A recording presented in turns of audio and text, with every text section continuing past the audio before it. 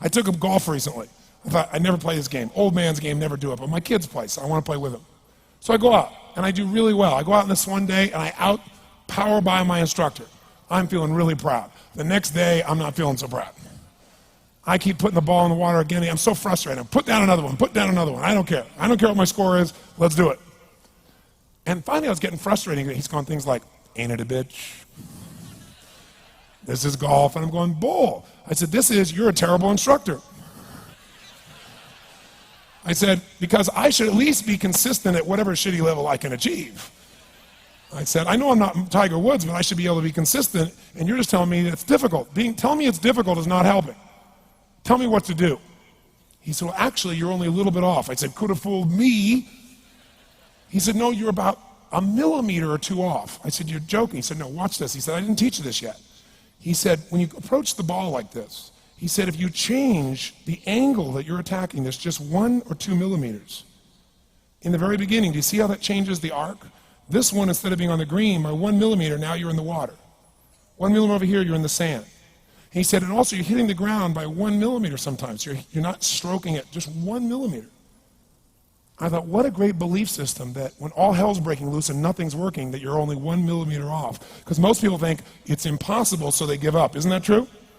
And in real life, it's true. So 2 days later, I'm going to see one of my clients. I do a lot of coaching, and I have a man who's the top plastic surgeon in the world. He's going through some tough times in aspects of his life. But this is a guy that gets paid by Sultan of Brunei $1 million to fly over and do 3 people's faces. He is the #1 plastic surgeon in the world. He can make anyone who's ugly look spectacularly beautiful. He showed me pictures of a woman who's 84 years old. He made her look 40 and gorgeous, no exaggeration. But you know what? I'm waiting for him in his office, and he's still in surgery. So he's got a new book he's creating to teach other surgeons around the world. And I'm going through it, and it's got pictures of the top 100 supposedly most beautiful women in the world's faces. And then men. I wasn't paying attention to that one. I just kept turning the pages, right? But I noticed something. He's got all these measurements. And he has mathematically calculated what it takes to make someone look gorgeous, man or woman. And it's a few millimeters. Interesting. For example, on a woman, the distance between the top part of your lip and your nose, this little distance, the measurement of that, if you're beautiful, gorgeous, is the same size as your eye. If it's 1 millimeter more, you have an average face. If it's 2 millimeters more, you are butt ugly. Okay.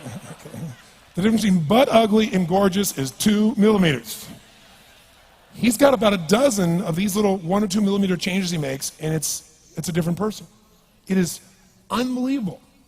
So a very powerful belief to leave today with would be, nothing's working, I'm 1 millimeter away. What little thing do I change? And when I do, it changes everything. Because I'm heading this direction, I make this little shift. You take that out an hour from now, a day from now, a week from now, a month from now, you have a totally different destination from that direction.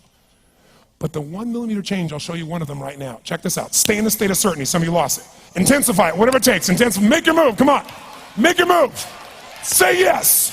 Say yes. Say yes. Say yes. Now feel that in your body. Don't let go of it. Now watch. Here's the difference between being certain and being uncertain. Did you see that? Certain, uncertain. See if you can find that little spot between the two, where you drop just a little bit of your chest, and you feel it drop, and come back up, and drop it. How many can feel that difference between where you really feel it, now intensify it, and where you dropped it? Is it a tiny difference, yes or no? Yes or no? Now, could you condition yourself to feel great in this state? Yes or no? So what I want you to do is give yourself that opportunity. So the way we're going to do is very simple. We're going to go in a peak state. And then we're going to train ourselves. Because guess what? If you're in this state of certainty, and all hell's breaking loose in your life, people can't figure out, you go, move, I'll handle it. People go, he's so lucky, he's so confident. No, here's what I've created for my life, and anyone I know has succeeded.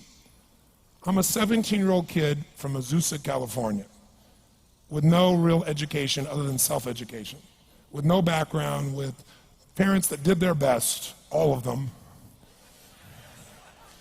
with no money, but I did one thing. I love people, and I had an enormous demand I made upon myself, and I sculpted my mind and my emotions to get me to do whatever it would take to achieve and to contribute.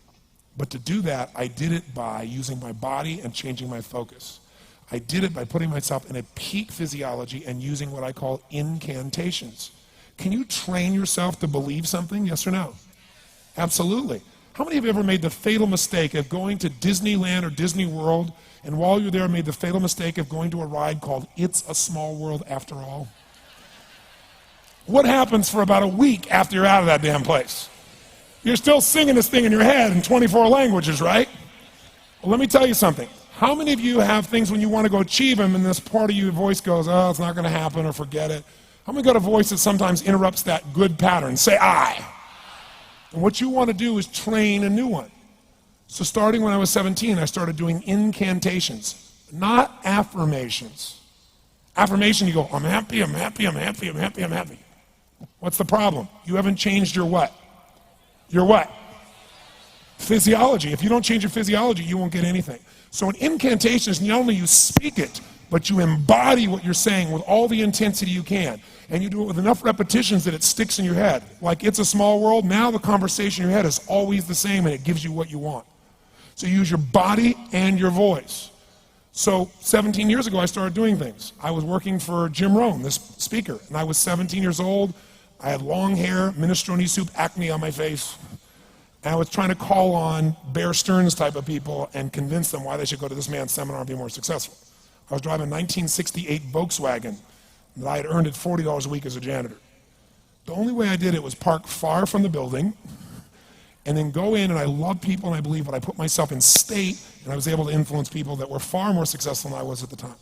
I would do something that I still do backstage and have done for 23 years because I don't hope I'm going to be in a good state, I demand it.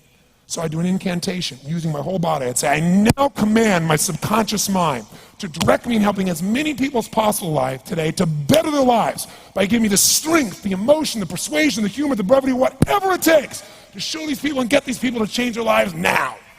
And I would do that literally driving in my Volkswagen to a meeting in LA on the freeway for 40 minutes. People are looking at me, I'm screaming at the top of my lungs. They're going, I know he's a serial killer, I know he is. But by the time I entered that room, when two people meet, if there's rapport, the person who's most certain will always influence the other person. And I was totally certain, and they were trying to get revved up to certainty. Do you agree with this, yes or no? I do another one because I was poor. I changed my mindset. I kept doing things, but I never got beyond it. I'd say God's wealth is circulating in my life. His wealth flows to me in avalanches of abundance. All my needs, desires, and goals are met instantaneously by infinite intelligence, for I'm one with God and God is everything. And I would imagine the abundance of my life, and I would feel so grateful. And a year later, I went from making $38,000 a year to making $1 million a year in 1 year. Because successful people do what failures won't. You follow me on this? You know?